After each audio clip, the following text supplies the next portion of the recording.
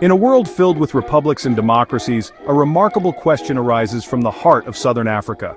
How has a small, landlocked nation managed to hold on to its ancient monarchy? This is the story of Eswatini, formerly known as Swaziland. It is a place where royal traditions are not just relics of the past, but are woven into the very fabric of daily life. While crowns and thrones have vanished from most of the continent, Eswatini's king, the Ngwenyama, or lion, still reigns. Understanding this survival is to understand a unique journey of resilience, diplomacy, and a deep cultural connection to a royal heritage that has weathered the fiercest of storms, from powerful neighbors to the vast reach of the British Empire.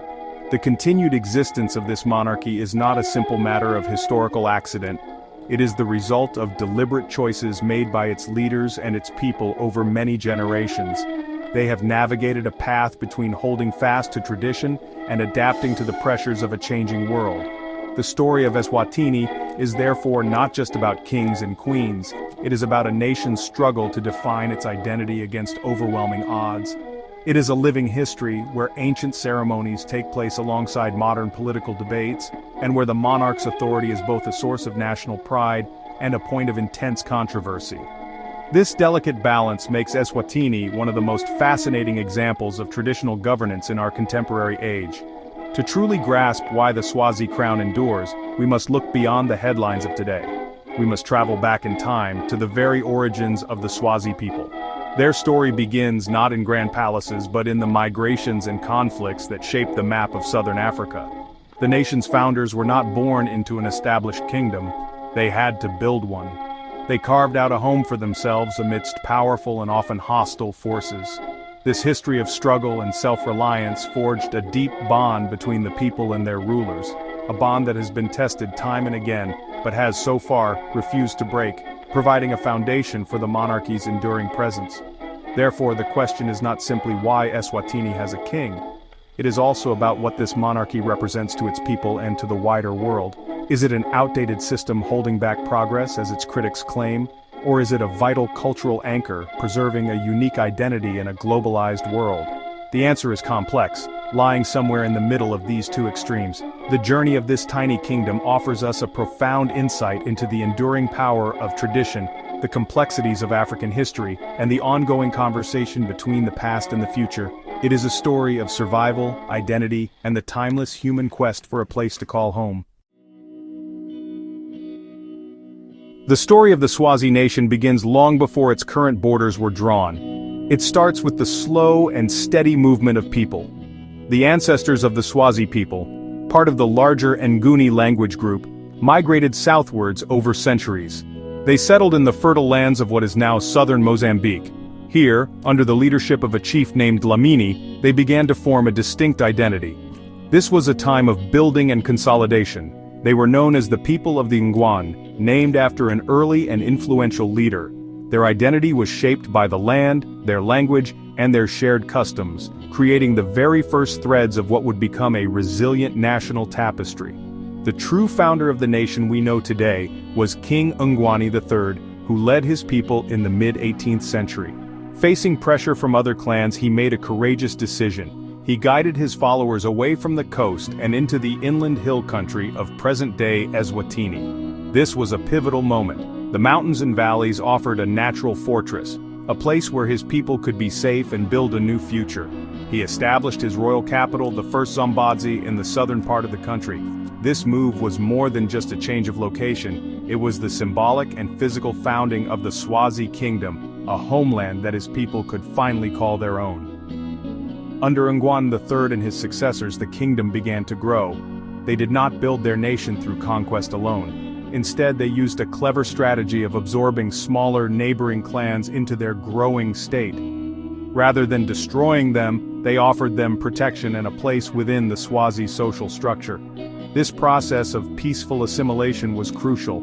It created a diverse yet unified population, bound together by loyalty to the Dlamini royal house. The name Swazi itself comes from a later king, Mswati II, but the foundations of this united and peaceful identity were laid much earlier, through the wisdom and foresight of leaders like Ngwani III. This early history is vital to understanding the kingdom's resilience. The Swazi identity was forged not in a vacuum, but in a landscape of constant change and competition. The nation was built on the principles of strategic migration, clever diplomacy, and the unification of different peoples under a single, respected leadership. This created a powerful sense of collective identity and a deep-rooted respect for the monarchy that had guided them to safety and prosperity. This foundation of unity and loyalty would prove to be the kingdom's greatest asset, as it faced even greater challenges on the horizon, from both powerful African empires and ambitious European settlers.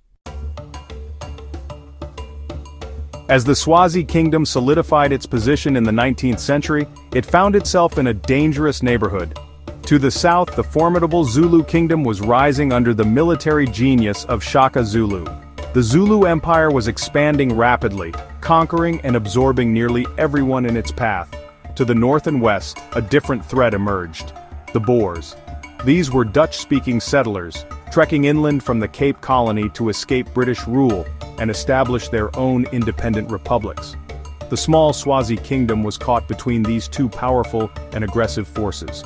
Its survival depended not just on strength, but on extraordinary diplomatic skill and strategic foresight. The Swazi kings, particularly Mswati II, understood that direct military confrontation with the mighty Zulu army would be disastrous. While the Swazi warriors were brave and the mountainous terrain offered some protection, they were heavily outnumbered. Instead of fighting hopeless wars, the Swazi leadership chose a path of diplomacy. They used strategic royal marriages to build alliances, sending Swazi princesses to become wives of powerful Zulu leaders. This created family ties and channels of communication that helped to ease tensions. It was a delicate and often precarious strategy, a constant dance on the edge of a sword, but it successfully kept the Zulu kingdom from launching a full-scale invasion.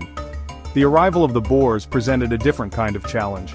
The Voortrekkers were hungry for land, and their concept of land ownership, based on written titles and permanent farms, was completely alien to Swazi traditions. King Mswati II and his advisors engaged with the Boers carefully. They granted land concessions, allowing the Boers to graze their cattle on Swazi land during certain seasons. From the Swazi perspective, they were simply allowing others to use the land, which ultimately still belonged to the king and the nation. However, the Boers saw these agreements as permanent sales, leading to deep misunderstandings and the gradual loss of vast territories. This period was a masterclass in survival. The Swazi monarchy learned to play its powerful neighbors against each other.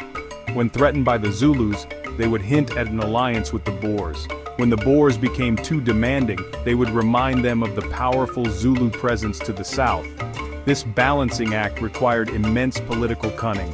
It allowed the Swazi kingdom to maintain its independence and its core territory at a time when many other African societies were being completely absorbed or destroyed. The monarchy was not just a symbol of culture, it was the central institution navigating these treacherous geopolitical waters, cementing its importance in the eyes of its people. By the late 19th century, a new power arrived in the region, one that would overshadow both the Zulus and the Boers, the British Empire. Initially, the Swazi leadership saw the British as potential allies. They hoped that Britain, as a powerful and seemingly more organized force, could help protect them from Boer encroachment.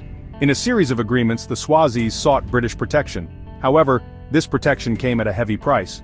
Following the Second Boer War, in 1903, Britain assumed direct administrative control over Swaziland, turning the kingdom into a British protectorate. The Swazi nation had escaped conquest by its neighbors, only to fall under the control of a global empire. Under British rule, the power of the Swazi king was significantly reduced.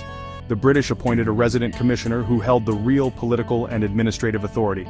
The king, or Ngwenyama, was largely expected to govern only on traditional matters. Perhaps the most devastating blow was the issue of land. The British formalized the land concessions that had been granted to European settlers, and in 1907, the Partition Proclamation gave 2/3 of the country's land to a small number of white concessionaires. The Swazi people were left crowded onto the remaining third, turning them into tenants on land that had been theirs for generations. This act threatened the very economic and social foundation of the kingdom. Despite this immense pressure, the Swazi monarchy did not crumble. Instead, it became the focal point of national resistance. The royal family, led by the astute Queen Regent Labotsibeni Mdluli and later her grandson Sobhuza II, refused to let their culture be erased.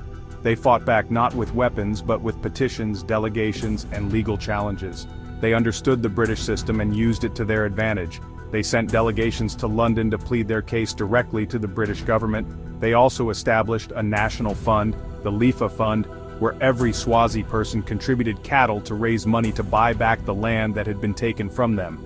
This period of colonial rule, though challenging, paradoxically strengthened the bond between the Swazi people and their monarchy.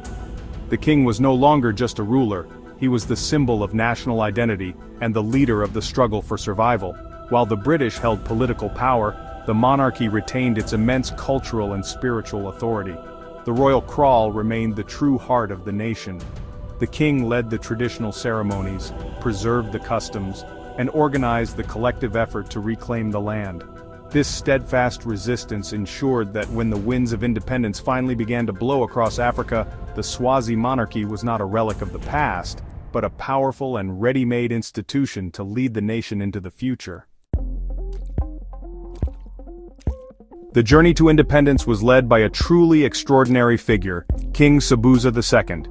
He was officially crowned in 1921 and would go on to have one of the longest reigns of any monarch in world history, ruling for over 60 years. His life spanned the entire colonial era and the dawn of independence. Sobhuza II was a man of two worlds. He was educated at Lovedale College in South Africa, where he learned about Western politics and law. But he was also deeply rooted in Swazi tradition, having been meticulously prepared for his role as king by his grandmother, the Queen Regent Labotsibeni.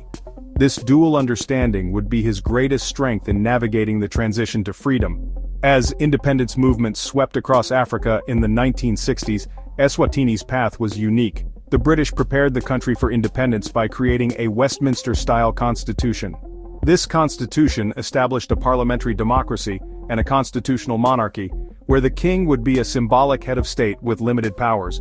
Political parties were formed, and elections were held. King Sobhuza II, a shrewd political operator, did not simply stand aside. He formed his own political party, the Imbokadvo National Movement or INM, which blended traditional loyalties with modern party politics. The INM won every single seat in the pre-independence elections, demonstrating the overwhelming support the monarchy still commanded among the people. On September 6, 1968, Swaziland became an independent nation. For the first few years, it operated under the new constitution. However, King Sobhuza II grew increasingly uncomfortable with the system. He viewed political parties as divisive and foreign to Swazi culture, which he believed was based on unity and consensus under the king. An unexpected event gave him the opportunity to act. In the 1972 elections, an opposition party managed to win 3 seats in parliament, breaking the INM's total control. For the king, this was a sign that the Western system was creating fractures in the nation he had worked so hard to unite and lead. In a dramatic move on April 12, 1973, King Sobhuza II repealed the constitution. In what is known as the King's Proclamation, he declared that the constitution was unworkable and had been imposed upon the nation. He banned all political parties and assumed supreme power, becoming an absolute monarch. He argued that he was simply returning the country to its traditional way of governance, a system known as Tinkhundla, where communities select representatives to advise the king. This single act fundamentally shaped the political landscape of modern Eswatini, concentrating power back into the hands of the monarchy and setting the stage for the challenges and debates that would follow his long and influential reign. Following the death of King Sobhuza II in 1982, the nation entered a period of regency.